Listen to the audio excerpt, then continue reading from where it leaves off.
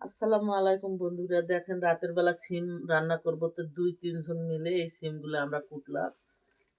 কুটে হাতে মাখে রান্না করব। এখানে আছে পেঁয়াজ কুচি, কাঁচা ঝাল চিড়ে দিছি, রসুন গোটাল রসুন চিড়ে কাটে দেওয়া হয়েছে। হাতে মাখে রান্না করব। মতো লবণ, গোটা জিরে,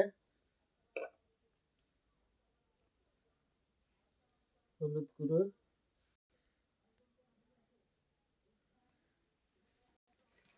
আমার মাকে আমরা দেখতাম সিমের তরকারি রান্না করার সময় পিষে দিয়ে সিমে রান্না করতো।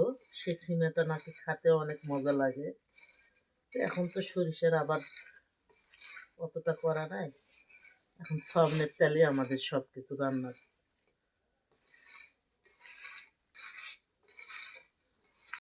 তত তরকারিটা স্বাদ হবে। আর আমাদের বাবার বাড়ির ওইদিকে এই সিমের তরকারি যতই মাকে রান্না করেন, তারপরেও তেল দিয়ে রান্না করে, স্বাদ একটা অন্যরকম আসে।